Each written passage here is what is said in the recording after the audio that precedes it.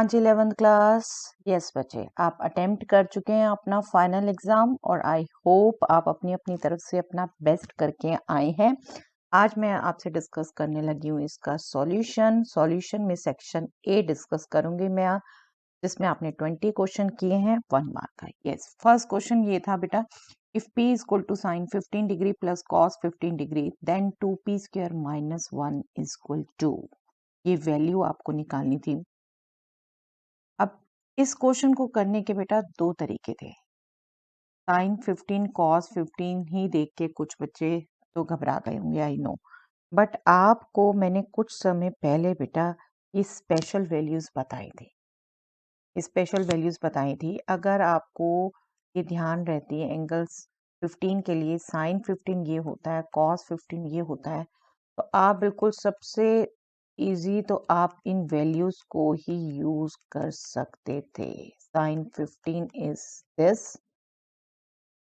cos 15 degree is this, ठीक है। आप p वैल्यू निकाल लेते, इन दोनों को ऐड करना था और ऐड करते आप देखो क्योंकि डेनोमिनेटर सेम है आपका √2 और -√2, ये कैंसल हो जाएगा, आपका ये आ जाता है 2√6 divided by 4, that means √6 divided by 2, ठीक है। बस 2p स्क्वायर माइनस 1 निकालना था आपने। 2 इसका स्क्वायर आ गया बेटा 6/4 माइनस 1, 2 2 जा 2 3 जा 3 माइनस 1 2, ठीक है। चलिए, ये तो केस था अगर आपको ये वैल्यू याद रहती। अगर नहीं भी याद रहती तो कुछ बच्चों ने तो बिल्कुल इसको स्टार्ट किया होगा 45 माइनस 30, 45 माइनस 30 वो काम किया होगा, वो आप बिल्कुल कर सकते हैं, but that will be a lengthy way. आपको यहाँ पर थोड़ा सा और सोच लेते बेटा, sine 15 degree plus cos 15 degree है और साइन और कॉस अपने आप में एंगल के कॉम्प्लीमेंट्री से कनेक्टेड होते हैं, तो इसको cos 15 डिग्री को मैं साइन ऑफ 90 माइनस 15 भी लिख सकती हूँ ना, या साइन को चेंज कर लेती या कॉस को चेंज कर लेती, एक चेंज कर सकते हैं हम, ठीक है।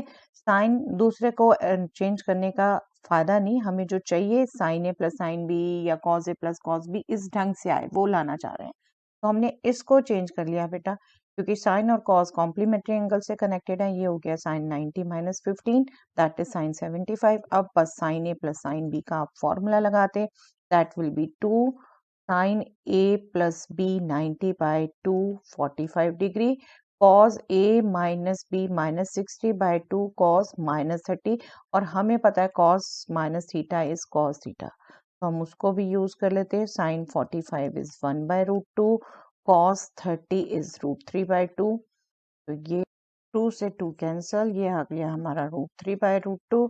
अब हम सिर्फ आपने वैल्यू पुट करनी थी, 2p स्क्वायर माइनस 1 क्या हो गया 2 इंटू 3/2, √3/√2 का whole square minus 1 again 2, okay.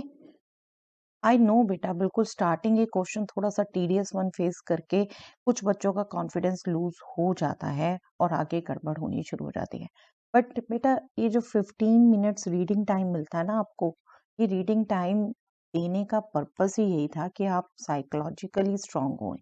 15 minute गौर से हमेशा पेपर पढ़िए, हमेशा गौर से उसमें चेक करिए कौन कौन से सेक्शन में से आपको ज़्यादातर पोर्शन आता है, आप उस सेक्शन से स्टार्ट करिए जिसमें से आपको ज़्यादातर आता है, उसमें कॉन्फिडेंटली स्टार्ट करिए, और धीरे धीरे आप जब थोड़ा थोड़ा अच्छे से करते जाते हैं ना बेटा, अपने आप कॉन्फिडेंस बूस्ट अप करना होता है। ये सब साइकोलॉजिकली आपको टाइम दिया गया, साइकोलॉजिकली इन प्रॉब्लम्स को डील करना होता है, ओके। चलिए, नेक्स्ट क्वेश्चन ये था बेटा, value of 3 10 15 degree minus 10 cube 15 degree upon 1 minus 3 10 square 15। इसको देख के आई एम श्योर ये सबको ही याद आया होगा, 3 10 ए माइनस 10 क्यूब ए अपॉन 1 माइनस 3 10 स्क्वायर ए, है ना ये फॉर्मूला, इसका है 10 3 ए का, 10 3 ए का, तो ये वैल्यू आपको क्लियर कट लिखनी थी, 10 3 times 15 degree that means 10 45 degree, that means 1 10 45 1 सी, सी इसका आंसर, ठीक है। पिछले में हमने आंसर नहीं बात की, यस 2 आंसर था बेटा सी। ओके चलिए, domain of f x is equal to x upon modulus x, ये तो बेटा बिल्कुल सिंपल क्वेश्चन था। X function divided by modulus x function, polynomial function upon modulus function, दोनों का डोमेन क्या होता है, रियल नंबर सेट। बट यहाँ पर एक तरीके से आपको रैशनल एक्सप्रेशन बना दिया। अब जब रैशनल एक्सप्रेशन बना दिया तो सिंपली आपको चाहिए था मॉडुलस एक्स जीरो ना हो, डेनोमिनेटर जीरो ना हो, और ये सिर्फ जीरो पर होना था। ठीक है, जीरो पर होना था, दैट मीन्स एक्स जीरो नहीं चाहिए था आपका। तो all real numbers except zero, और ये डोमेन आपका आता है इस फंक्शन का बिल्कुल पी डायरेक्ट। ये तो नॉलेज बेस्ड क्वेश्चन था। देखिए next, minimum value of 5 cos x plus 12 sin x। Yes, trigonometry में ही बेटा ज्यादा चांसेस होते हैं घुमाने के, और बिल्कुल मैं मानती हूँ इनमें सभी क्वेश्चन में ज्यादातर आपको घुमा दिया गया। बट आपको अगर ध्यान हो बेटा, जो हमारी डिस्कशन हुई हुई है, आपको नोट्स भी सारे प्रोवाइड किए हुए थे, तो ये a cos x plus b sin x expression था, जिसको हम कोशिश करते हैं sin a cos b plus cos a sin b लाने की। तो यहाँ वही कोशिश करनी थी। देखिए वो क्या कर सकते थे हम, 13 से मल्टीप्लाई और डिवाइड कर देते हैं, 5/13 cos x plus 12/13 sin x। ठीक है, अब 5/13 को हम लिख देते हैं sin a। अब आप देखो ये 5/13 sin a है, तो cos a क्या बनता है, square root of 1 minus 5/13 whole square, and this is what 12/13। 5 12 13 आपको पता है बेटा पाइथागोरियन ट्रिपलेट है, कैलकुलेशन नहीं करके दिखा रही मैं, बात कर चुके हैं इनकी पहले भी, आप पुट करके खुद देख सकते हो, ये 12/13 ही आने वाला है। तो ये क्या हो गया बेटा, cos a और sin x ऑलरेडी है, हो गया sin a cos x plus cos a sin x, sin a cos b plus cos a sin b क्या होता है बेटा, sin of a plus x, right, sin of a plus x। और sin theta की range क्या होती है बेटा, -1 to 1। तो इस sin a प्लस एक्स की मिनिमम वैल्यू क्या हो गई बेटे, -1। दैट मीन्स ये आपकी value greater than equal to होगी 13 इंटू -1, दैट मीन्स मिनिमम हो गई -13। ओके, अदरवाइज ये मिनिमम मैक्सिमम बिल्कुल 12th में आप एक प्रॉपर मेथड है जो आप कर सकते हो, बट बिल्कुल इसको इस ढंग से ही गेस कर सकते थे आप बेटा। आप थोड़ा सा a cos x b sin x, ये एक्सप्रेशन बिल्कुल नोट्स में जो आप दोबारा रिकॉल कर सकते हो, ये सब का प्रोसीजर मैंने आपको समझाया हुआ, नोट्स दिए हुए हैं इसके पूरे। ठीक है, तो -3c आंसर था बेटा यहाँ पर। चलिए, a is equal to set with element 1 2, b is the set with element a b c, find n number of elements in a cross b। Simple था बेटा ये, 2 into 3 2 into 3 6 a। ये देखिए सिंपल, आपका सिंपल एप्लीकेशन थी result की। Cartesian product में कितने एलिमेंट होंगे, a इंटू बी में कितने element, number of elements in a into number of elements in b, 2 into 3 6। चलिए, sine theta plus cos theta is 1, then value of sine theta, ये 2 theta. Yes, ये MCQs में मैंने आपको दिया हुआ था बेटा, बिल्कुल ये आपका रेगुलर क्वेश्चन है। इसको simply sine theta is plus cos theta is 1 को हमने स्क्वायर करना था, हमारे पास आंसर आ जाता है बेटा सिर्फ रिजल्ट यूज करके। This is sine square theta plus cos square theta plus 2 sine theta cos theta, a plus B whole square, A square plus B square plus 2ab, right. और sine square theta plus cos square theta खुद 1 होता है बेटा, 2 sine theta cos theta खुद sine 2 theta होता है, तो ये साइन 2 थीटा हमारे पास सीधा आ गया 1 माइनस 1, दैट मीन्स 0। बिल्कुल, ये पहले भी आपसे डिस्कस कर चुकी हूँ मैं एमसीक्यू में। Next question, value of 1 plus iota square plus iota power 4 plus iota power 6 up to iota power 20। Yes, ये भी आपका रेगुलर क्वेश्चन है बेटा। आप वैल्यू ऐसे आप निकालते हैं, बट 20 तक थी वैल्यू, तो थोड़ा सा आपने इसको समझदारी से निकालना था। सिर्फ क्या था 1 प्लस, इसमें अगर वैल्यू रिकॉल कराऊं बेटा, आयोटा हमें पता है स्क्वायर रूट -1 होता है, आयोटा स्क्वायर हमें पता है -1 होता है, और आयोटा पावर 3 माइनस आयोटा होता है, आयोटा पावर 4 1 होता है। ठीक है, तो यहाँ पर आप देख रहे हो आयोटा पावर 2 4 6 मतलब 2 की पावर्स आ रही थी सिर्फ, तो हमें सिर्फ ये यूज होना था, ये यूज होना था। और सिंपली इसको हम देखो करते, iota square plus iota square power 2 plus iota square power 3 plus ये हम लास्ट जाते iota square power 10। iota square is -1, iota square is 1, iota power 4।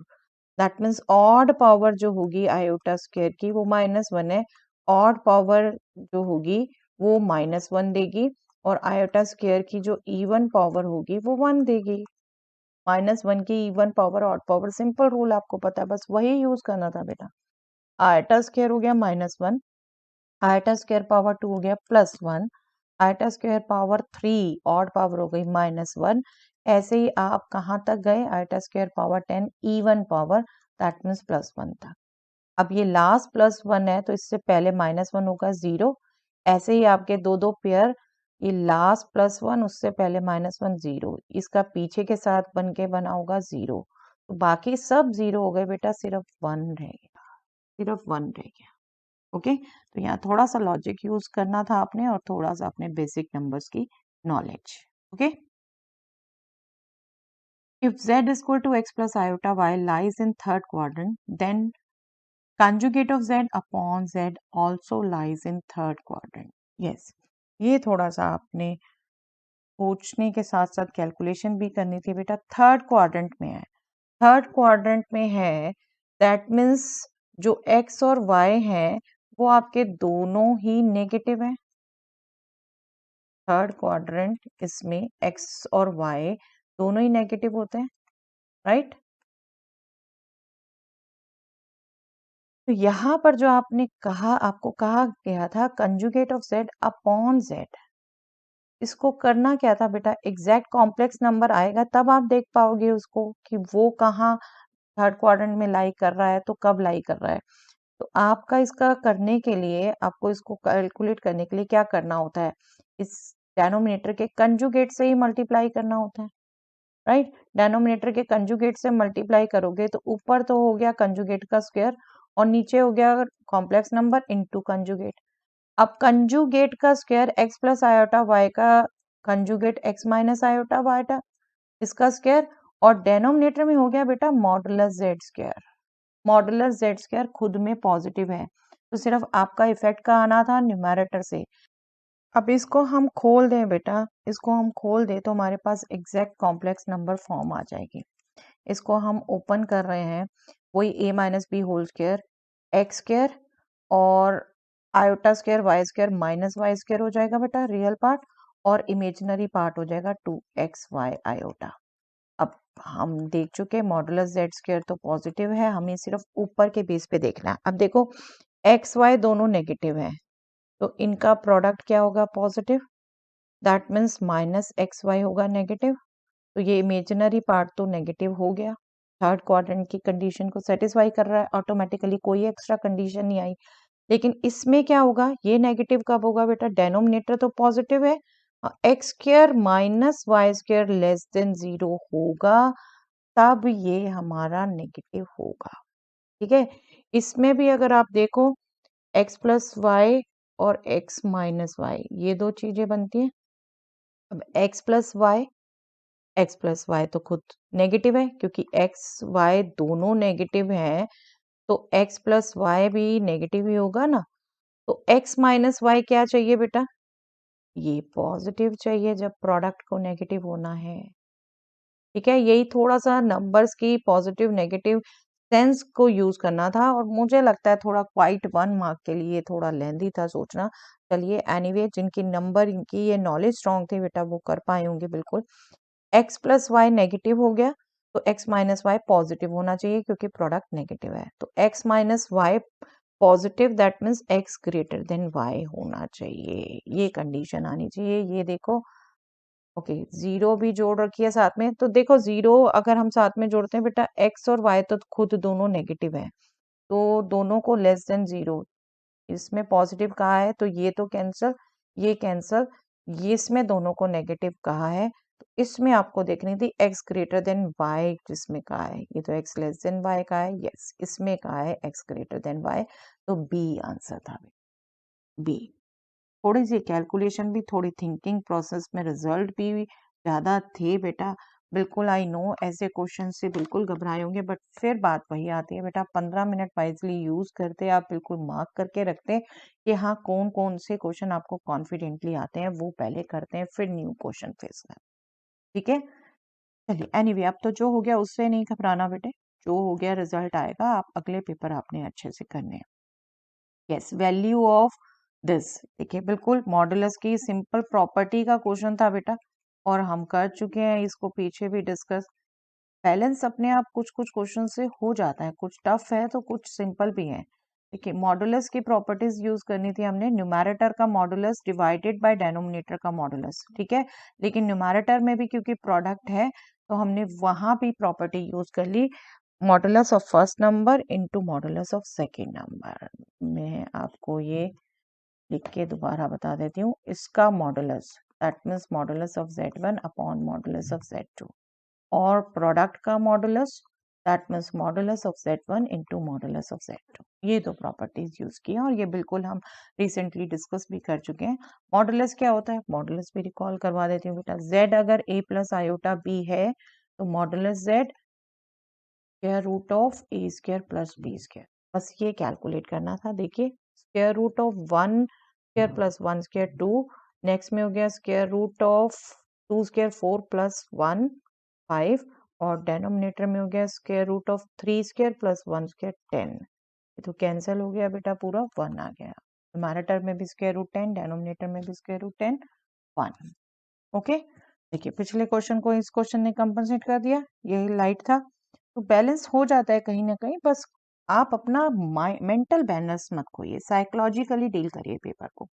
Given that x y and B are real numbers, x is less than y, b is less than 0, strictly less than 0 मतलब negative. देखिए इनमें से relation पूछा है और सब में देखो गौर से तो b से डिवाइड किया हुआ है, तो सिंपल लॉजिक यूज था बेटा, b नेगेटिव है, अब नेगेटिव नंबर से जैसे ही आप दोनों को डिवाइड करेंगे इनइक्वालिटी अपोजिट हो जाएगी, स्ट्रिक्टली लेस देन थी स्ट्रिक्टली ग्रेटर देन हो जाएगी, सिंपल सीधा आंसर था इसका भी सी। लेस देन इक्वल टू इनमें तो जाना ही नहीं था, डायरेक्ट सीधा आंसर था, सीधा इसको चूज करके आपने टिक करना था। ओके, बस ये गौर से ऑब्जर्व करना था, सब में बी से डिवाइड किया है बेटा, सिंपल नॉलेज बेस्ड क्वेश्चन था ये तो डायरेक्ट, राइट, पिछले से भी इजी। चलिए modulus x minus 1 greater than 5, yes ये बुक के क्वेश्चन है बेटा, ऐसा बुक में हम फेस कर चुके हैं। सिंपली क्या, मॉडुलस ग्रेटर देन 5 है तो हम क्या कहते हैं, जो नंबर है वो ग्रेटर देन 5 होगा या फिर वो लेस देन -5 होगा, लेस देन -5 होगा। मॉडुलस x की क्या वैल्यू होती है, पॉजिटिव एंड नेगेटिव, तो आपके जब कह रहे हैं ग्रेटर देन 5 तो मॉडुलस x अगर ग्रेटर देन 5 कह रहे हैं तो x ग्रेटर देन 5 और -x ग्रेटर देन 5, बस उसी से हम चेंज करते हैं x लेस देन -5। ठीक है, ये रेगुलर में भी बताया था, तो इन दोनों को सिंप्लीफाई करना होता है बेटा, बस हमने ये क्या हुआ x ग्रेटर देन 5 प्लस 1 6, और ये हुआ x लेस देन -5 प्लस 1 -4। ठीक है, नंबर ऐड सब्ट्रैक्ट से इनइक्वालिटी में नहीं फर्क आता बेटा, बिल्कुल ध्यान रखिए, नेगेटिव नंबर के डिवाइड करने या मल्टीप्लाई करने से आता है। ठीक है, तो बस इसको आपने इंटरवल फॉर्म में देखना था। देखिए x less than -4 that means x जो पहला इंटरवल आ रहा है minus infinity to -4 open interval, x greater than 6 इसको भी इंक्लूड करना था 6 टू इंफिनिटी, और ये क्लियर कट पढ़ा जा रहा है बेटा, सी आंसर। ठीक है, सी आंसर था, बट सिंपल अपनी नॉलेज, ये फर्स्ट स्टेप आपको नहीं अगर ध्यान आया होगा फिर गड़बड़ हुई होगी बेटे, तो बेसिक रिजल्ट्स तो आपके स्ट्रांग होने ही चाहिए और वो पूरे साल प्रैक्टिस से स्ट्रांग होते हैं बेटा। फिर से एक बार यहाँ बता रही हूँ, modulus x greater then a that means x greater then a और x लेस देन -a। ठीक है, सब रिजल्ट्स के नोट्स भी सब आपको प्रोवाइड किए हुए थे बेटा। If the parabola y square is equal to 4ax passes through the point 3, 2, then the length of its lattice rectum. Y square is equal to 4ax में length of the latus rectum क्या होती है बेटा 4a, that means 4a calculate करना है। Simple question बन गया अगर आप समझते हैं तो। 3 2 पॉइंट से पास कर रहा है, दैट मीन्स 3 2 इसको सेटिस्फाई करेगा, 3 2 इसको सेटिस्फाई करेगा। तो और आपको सीधा 4a चाहिए था, कोई लंबा चौड़ा काम ही नहीं बेटा कि पहले ये निकालो फिर सोचो, 4a ही चाहिए था, 4/3, 4/3 बी। देख रहे हैं ये भी कितना सिंपल क्वेश्चन हो गया। तो हमेशा बैलेंस हो जाता है, बट बस अपना कोई अनफेमिलियर क्वेश्चन देख के अपना मेंटल बैलेंस ना खोइए। आराम से अगर आपने पूरे साल प्रैक्टिस किया है बेटा, बिल्कुल आपका किसी भी हाल में बहुत हद तक बेकार पेपर कभी नहीं जा सकता। ठीक है, अपनी प्रैक्टिस पर, अपनी बेसिक नॉलेज पर हमेशा कॉन्फिडेंस रखिए। चलिए, this distance of A point 512 -10 from the Z axis. Z axis से डिस्टेंस क्या है बेटा? देखो इसमें जो सीधा रिजल्ट था ना, कई बच्चों ने सीधा पॉइंट आई नो डायरेक्ट लिख दिया होगा कि 10 है या 5 है या 12 है। बट बेटा ये जो कोऑर्डिनेट से आते हैं ना, वो आपको कोऑर्डिनेट से आते हैं distance from planes. X coordinate जो होता है वो वाई जेड प्लेन से डिस्टेंस होता है, जो वाई कोऑर्डिनेट होता है वो जेड एक्स प्लेन से डिस्टेंस होता है, और z coordinate x y plane से डिस्टेंस होता है, प्लेन से। यहाँ पूछा है एक्सिस से। एक्सेस से आप लोगों से डिस्कस नहीं हुआ, बट 12th क्लास से हो जाता है ये बार बार डिस्कस। आपको फिर भी अपनी अंडरस्टैंडिंग यूज करनी थी बेटा। देखिए z एक्सिस से डिस्टेंस पूछा है, ये आपका पॉइंट है 512 -10। इसका z एक्सिस से डिस्टेंस पूछा है, तो सीधा हमारा डिस्टेंस का क्या मतलब होता है? किसी पॉइंट का किसी लाइन से, z एक्सिस लाइन ही है ना, उस पर जो परपेंडिकुलर ड्रॉ हुआ उसकी लेंथ। ये लेंथ, ये क्या है, ये हमें चाहिए था। तो सिंपल सा लॉजिक था बेटा। देखो 512 -10 क्या है? ये हमारा जो 5 है वो x एक्सिस पर 5 लेंथ है, 12 जो है वो y एक्सिस पर 12 लेंथ है, और z एक्सिस पर नेगेटिव की तरफ ये 10 लेंथ। ठीक है, हमें जो अंडरस्टैंडिंग करनी थी कि ये अगर हम यहाँ से ये y z प्लेन पर अगर ड्रॉ कर रहे हैं, तो ये लेंथ हमारी 5 है x, और अगर हम ये लेंथ ले रहे हैं, ये इसके पैरेलल है, ये लेंथ 12 है। तो बस ये राइट ट्रायंगल था बेटा, राइट ट्रायंगल। इसी से हम कैलकुलेट कर सकते थे 5 स्क्वायर प्लस 12 स्क्वायर, इसका स्क्वायर रूट, और 5 12 13 पाइथागोरियन ट्रिपलेट है बेटा, जनरली याद रहता है ये। इसका आपका क्लियर कट डिस्टेंस आ जाना था 13, 13। ठीक है, 5 स्क्वायर प्लस 12 स्क्वायर, इसका square root, that is square root of 169, that is 13। ठीक है, और आप देखो ये z एक्सिस से डिस्टेंस की बात हो रही है, तो एक तरीके से x कोऑर्डिनेट और y कोऑर्डिनेट के स्क्वायर का स्क्वायर रूट, और ये सब बेटा आपको 12th में भी यूज होंगे, बिल्कुल आप ध्यान रख लीजिए इनको, ये आप आराम से यूज कर। Next, value of limit x tends to 0 1 + x पावर 7 - 1 अपॉन x। यस, ये रेगुलर क्वेश्चन ही था बेटा, बिल्कुल हम डिस्कस कर चुके हैं इसको रिवीजन में। 1 + x पावर 7 - 1 अपॉन, आपका रिजल्ट रिकॉल कराऊं पहले जो यूज करने लगे हैं, limit x tends to a x पावर n - a power n upon x - a is what, n into a power n - 1। ठीक है, इसको सिर्फ एक्सप्रेस कर रहे हैं, this is x + 1 power 7 - 1 power 7। ये हो गया x + 1 टेंड्स टू 1। जब x टेंड्स टू 0 है तो x + 1 टेंड्स टू 1 होगा बेटा। नीचे भी हम सिर्फ वही एक्सप्रेशन ला रहे हैं बेटा, राइट। x + 1 को अगर आप y पुट कर देते तो सीधा ये एक्सप्रेशन आ जाता, वरना ये अंडरस्टैंडिंग आपको का है, सीधा विजुअलाइजेशन से ही कर लीजिए। n हो गया 7, a हो गया 1, हमें x चाहिए नहीं, चाहे x + 1 लिखो y लिखो कोई फर्क नहीं है।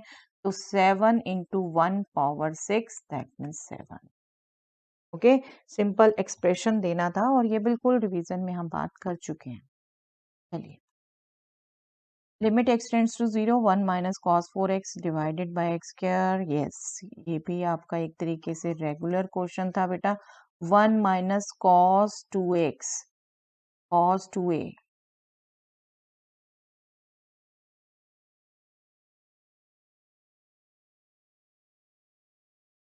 1 minus cos 4x is 2 sin square 2x, right.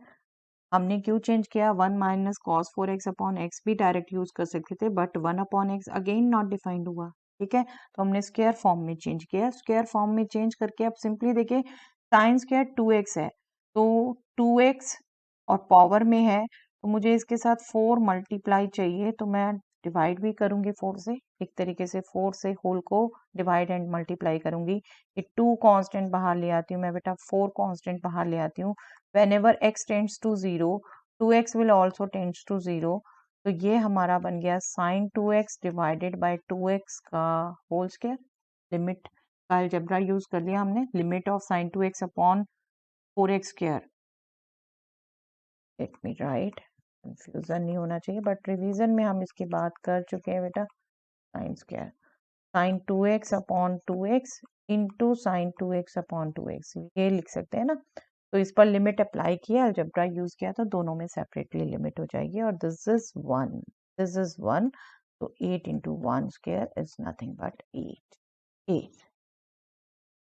बिल्कुल, ये हम डिस्कस कर चुके हैं पहले भी बहुत बार। अब देखो, बल स्टार्टिंग में एक दो आपको देख के थोड़ा सा कंफ्यूज कर दिया बेटा, अदरवाइज बैलेंस हो जाता है paper. If variance of the data A, B, C, D is this, then variance of 3A plus 2, 3B plus 2, 3C plus 2, 3D plus 2, 3E plus 2. Observation.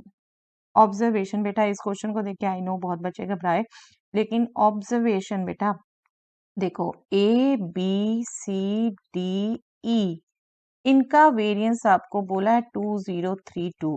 अब इन्हीं में 3 से मल्टीप्लाई किया, 2 ऐड किया, 3 से मल्टीप्लाई किया, 2 ऐड किया, 3 से मल्टीप्लाई किया, 2 ऐड किया, 3 से मल्टीप्लाई किया, 2 ऐड किया। देख रहे हो, ऑब्जर्वेशन आपने करनी थी। यस, ये जिनको दिया हुआ है उनसे इसका जरूर कनेक्शन होगा कोई, और वो दिख रहा है। ए से 3 को मल्टीप्लाई किया, फिर 2 ऐड कर दिया, सब में सेम किया है। अब इसका पूछा वेरिएंस क्या है, तो आपने रिजल्ट रिकॉल करना था बेटा। कोई डाटा अगर हमें दिया हुआ है और मान लो ये दिया हुआ है, मैं रिजल्ट रिकॉल करवा देती हूँ, ये मिसलीनियस में थे और हमने डिस्कस किए हैं, बिल्कुल इसका वेरिएंस भी है। तो अगर इनमें कुछ ऐड करते हो आप, नंबर ऐड करते हो, तो कोई फर्क नहीं पड़ता, फाइनल आंसर में वो भी ही रहेगा, ठीक है।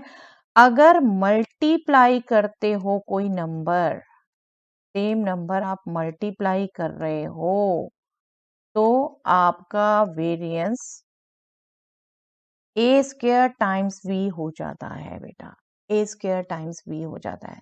तो अब यहाँ तो देखो दोनों हो रहे थे, ऐड भी हो रहा था और मल्टीप्लाई भी हो रहा था। ऐड का तो इफेक्ट होना नहीं था, मल्टीप्लाई 3 से हो रहा था, तो जो नया वेरिएंस आना था, जो गिवन वेरिएंस है, उसको 3 स्क्वायर से मल्टीप्लाई करके आना था बेटा, 3 स्क्वायर से मल्टीप्लाई करके। 9 2 ज़ा 18, 9 3 ज़ा 27, 28, 2 9 2 ज़ा 8, यहाँ से ए। ओके, ये रिजल्ट आपको ध्यान रहते तो बिल्कुल ये भी क्वेश्चन होता, और आई नो बहुतों से हुआ भी होगा, सब नहीं से नहीं ऐसा स्किप हो जाता, बहुत अच्छे से रिजल्ट रिवाइज करके भी आए होंगे बहुत। चलिए एनीवे जैसा भी हुआ, बट अब तो स्किप कर सकते हैं बेटा, बस अपने हर एक्सपीरियंस से आगे के लिए सीख के बढ़ते हैं बस।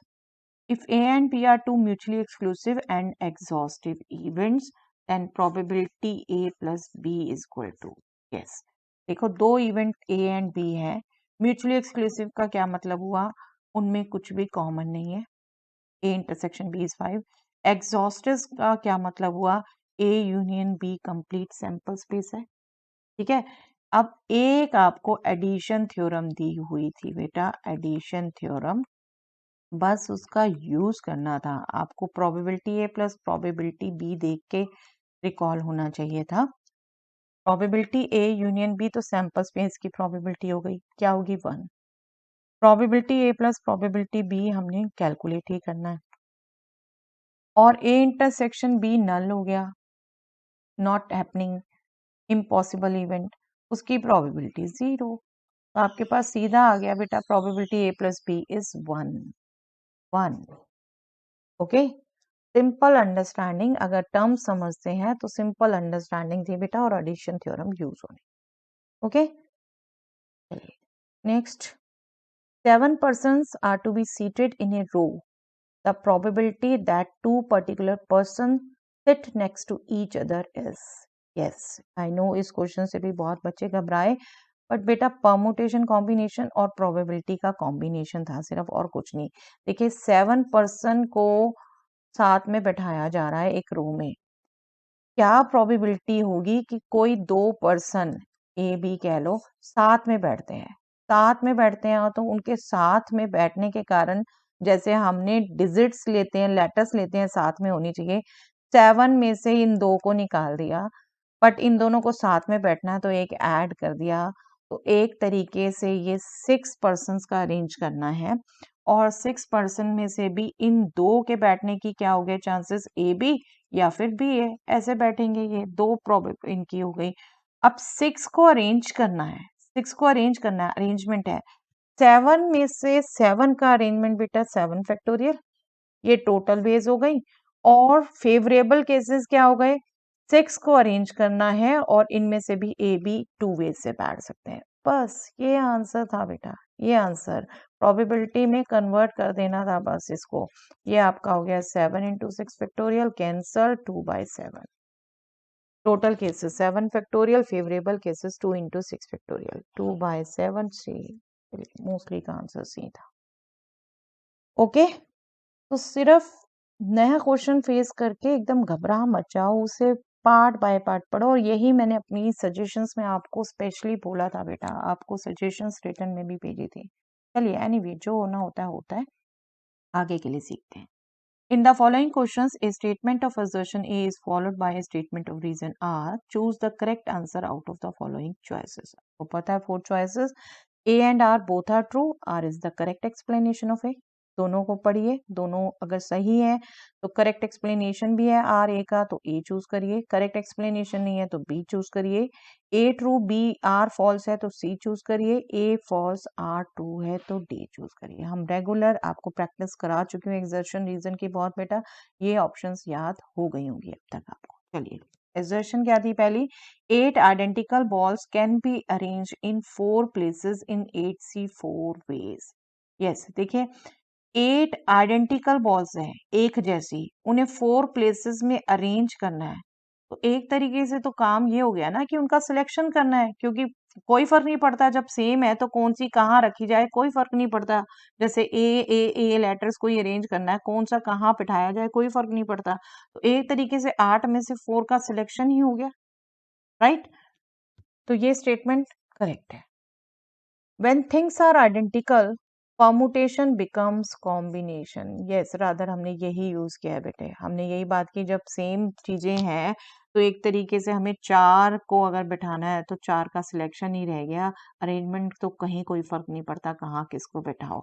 बिल्कुल, ये रीजन भी जो है ठीक है और इसका करेक्ट एक्सप्लेनेशन भी है, राइट, करेक्ट एक्सप्लेनेशन भी है, और यही आपको बताती रही हूँ बेटा, एजर्शन रीजन में हमेशा आपको सोचते सोचते ही, जैसे आप सोचते हो एजर्शन सही है या नहीं, वहीं से आपको पता चल जाता है इसका करेक्ट रीजन क्या होगा, और अगर रीजन सही भी है और उसी का है, दोनों में बात ही अलग कही है तो बात अलग है, अगर उसी का है तो फटाफट पता चल जाता है, वो नहीं सोचना पड़ता फिर आपको ज्यादा, है ना। चलिए next, limit x tends to 0 sin 10x upon 10 5x is 1। Totally wrong बेटा, अगर आप मेरे साथ प्रैक्टिस करते रहे हैं तो आपको ध्यान होगा ये 10/5 है 2। मैं ओके एक बार क्विकली आपको करके भी बता देती हूँ क्या करना है। इसमें sin 10x है तो 10x हमें चाहिए इसके डेनोमिनेटर में, 10x से हमने मल्टीप्लाई भी कर दिया, और दूसरी तरफ ये डेनोमिनेटर में है 10 5x, तो इसके न्यूमैरेटर में हमें 5x चाहिए बेटा फॉर्मूला यूज करने के लिए, तो 5x से हमने मल्टीप्लाई किया, डिवाइड भी कर दिया, ठीक है। अब हम सिर्फ लिमिट सेपरेट कर देते हैं, ये तो x गया, 10/5 इज 2, लिमिट में हमने किया whenever x tends to 0 10x will also tends to 0, ये हो गया sin 10x बाय 10x, और इसमें लिमिट सेपरेट कर दी तो ये limit 5x tends to 0 5x upon 10 5x, आपको बोला हुआ था बेटा लिमिट 10x अपॉन x 0 है तो x अपॉन 10x भी सॉरी 1 है, तो लिमिट x अपॉन 10x भी 1 होगी। तो इसके लिए जरूरी नहीं है बार बार अलजेब्रा करो, ये 1 हो गया, ये 1 हो गया, 2 आ गया, राइट। और सीधा शॉर्टकट आपको बताया था ये वैल्यूज डिवाइडेड बाय ये, ठीक है, शॉर्ट ट्रिक थी ये बिल्कुल सीधा। ये रॉन्ग हो गया।